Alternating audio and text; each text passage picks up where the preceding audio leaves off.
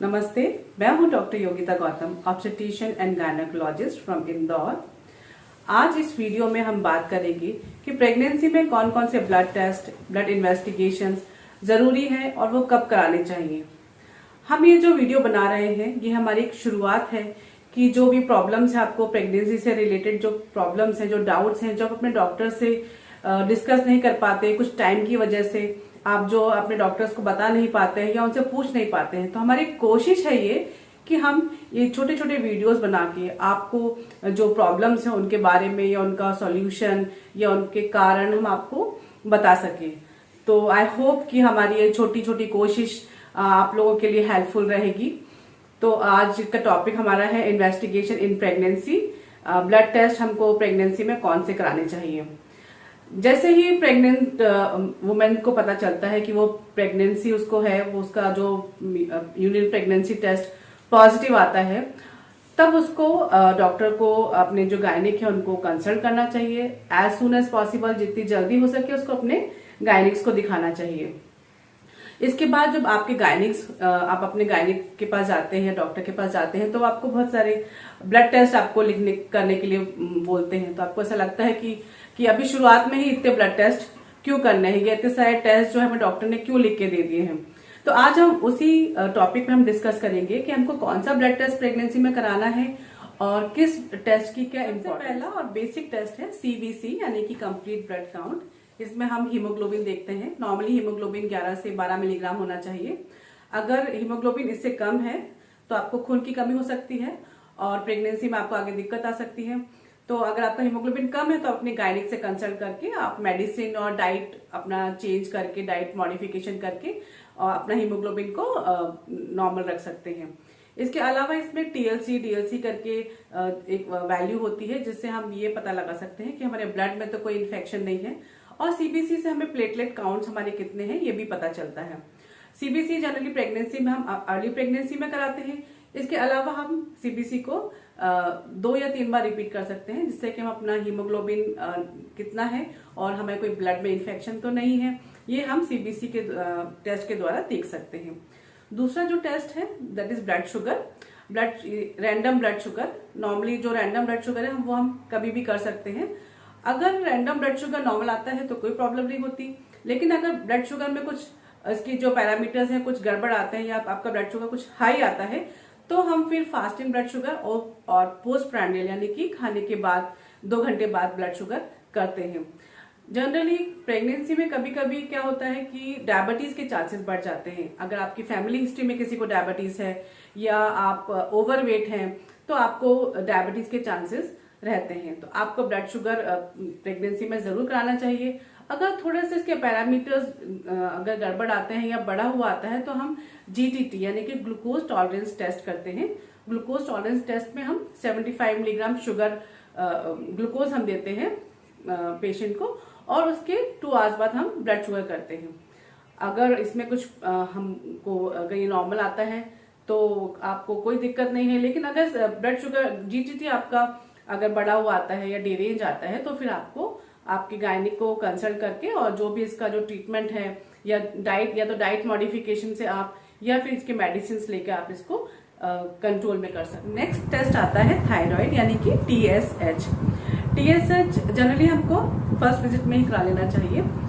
अगर पेशेंट पहले से जिनको थायराइड है उनकी जो है थायराइड लेवल बढ़ जाता है प्रेगनेंसी में, और कभी कभी जिन पेशेंट्स को थायराइड नहीं है उनका भी कभी प्रेगनेंसी में बढ़ा हुआ आता है, तो हम एक लो डोज टैबलेट स्टार्ट करके उसको मेंटेन कर सकते हैं। थायराइड को का डायग्नोज करना और उसका ट्रीटमेंट प्रेगनेंसी में बहुत इंपॉर्टेंट है, क्योंकि इससे बच्चे के मेंटल और फिजिकल डेवलपमेंट पे फर्क पड़ता है। नेक्स्ट जो टेस्ट है वो है ब्लड ग्रुप, दैट इज जो ब्लड ग्रुप है मदर का, अगर वो पॉजिटिव ब्लड ग्रुप है तो कोई इशू नहीं है, कोई टेंशन की बात नहीं है। लेकिन अगर मदर का ब्लड ग्रुप है नेगेटिव है, अगर मदर का ब्लड ग्रुप, तो ये एक ध्यान देने वाली बात है। अगर किसी प्रेग्नेंट वुमेन का जो ब्लड ग्रुप है नेगेटिव आता है तो हम उसके पार्टनर यानी कि उसके हस्बैंड का भी ब्लड टेस्ट करवाते हैं। अगर हस्बैंड का ब्लड ग्रुप पॉजिटिव है और मदर का नेगेटिव है तो जनरली बच्चे में एंटीबॉडीज डेवलप होने के चांसेस हो जाते हैं, जिससे कि बच्चा खराब हो सकता है। ऐसे में हम मदर को प्रेगनेंसी में 7 मंथ पे एक टीका लगाते हैं जिसको हम एंटी-डी बोलते हैं, जिससे जो क्या है बच्चे को प्रोटेक्ट करता है किसी भी खराबी से। और डिलीवरी के बाद अगर बच्चे और मदर का ब्लड ग्रुप सेम है तो कोई टीका नहीं लगता है, कोई इंजेक्शन नहीं लगता है, कोई प्रॉब्लम नहीं है। लेकिन अगर बच्चे का ब्लड ग्रुप पॉजिटिव है तो फिर हम मदर को एंटी-डी का इंजेक्शन लगाते हैं, जो कि नेक्स्ट जो आगे जो बच्चा होना है, जो नेक्स्ट प्रेगनेंसी होनी है, वो उस बच्चे को प्रोटेक्ट करता है। इसके अलावा कुछ ब्लड टेस्ट हैं जो कि मैंडेटरी हैं, बहुत ही ज़रूरी है। कुछ इन्फेक्शन प्रोफाइल हमको प्रेगनेंसी में कराना बहुत ही ज़रूरी है, जैसे कि VDRL जो कि सिफिलिस के लिए किया जाता है। सिफिलिस एक सेक्सुअली ट्रांसमिटेड डिजीज है जो कि बच्चे को भी ट्रांसफर हो सकती है थ्रू द प्लेसेंटा या आवरनाल के थ्रू बच्चे को ट्रांसमिट हो सकती है। अगर हम इसका ट्रीटमेंट पहले ही ले लें तो हम बच्चे को प्रोटेक्ट कर सकते हैं। दूसरा जो डिजीज है HIV, आप सबको पता है HIV। अगर HIV मदर को है तो उसका ट्रीटमेंट हमको प्रॉपर स्टार्ट कर देना चाहिए। उसके लिए अलग अलग सेंटर्स हैं जिन पर इसका ट्रीटमेंट होता है। अगर हम प्रॉपर ट्रीटमेंट ले लें HIV का तो हम बच्चे को इस डिजीज से बचा सकते हैं। और एक बात मैं आपको बता दूं कि जो नॉर्मल डिलीवरी है it is not indicated in HIV। Normal delivery HIV patients में नहीं करानी चाहिए। और दूसरा, breast feeding is also not indicated in HIV patients. तीसरा जो इन्फेक्शन प्रोफाइल में जो तीसरा टेस्ट आता है वो है HBsAg, जो कि हेपेटाइटिस के लिए किया जाता है। ये एक लीवर डिजीज है।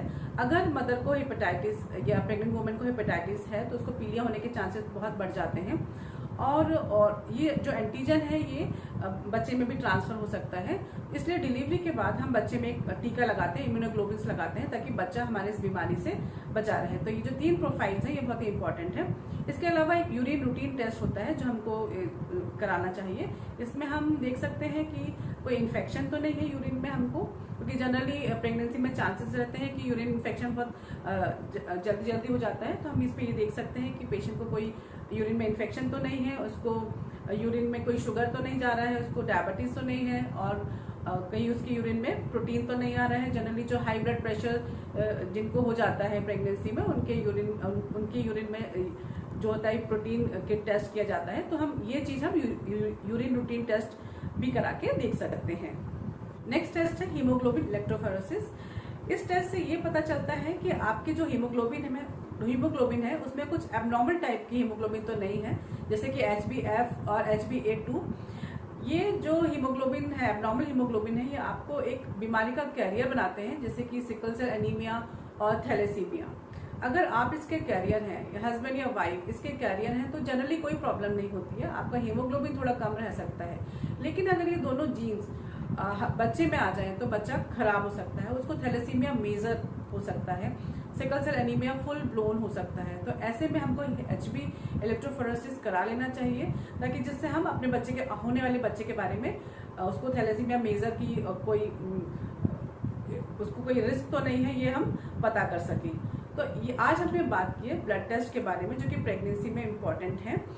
अब नेक्स्ट जो हमारा वीडियो है वो उसमें हम बात करेंगे कि कौन कौन सी सोनोग्राफी हमें प्रेगनेंसी में कब कराना चाहिए, उसके क्या फायदे हैं और क्या सोनोग्राफी से कोई नुकसान होता है। हमने इस वीडियो में बात करी रूटीन प्रेगनेंसी टेस्ट के बारे में, ब्लड टेस्ट के बारे में। जो नेक्स्ट वीडियो है हम उसमें बात करेंगे कुछ स्पेशल टेस्ट होते हैं, जैसे कि डुअल मार्कर, ट्रिपल मार्कर। तो हम नेक्स्ट वीडियो में हम सोनोग्राफी और इन टेस्ट के बारे में बात करेंगे। आई होप आपको ये वीडियो आप इसको 2-3 बार देखेंगे तो आपको समझ में आएगा कि हमको कौन कौन से ब्लड टेस्ट क्यों कराने हैं, क्यों ज़रूरी है, और डॉक्टर्स ये आपको क्यों प्रिस्क्राइब करते हैं। आप इसको देखिए। So bye bye, take care and do subscribe my channel. Thank you.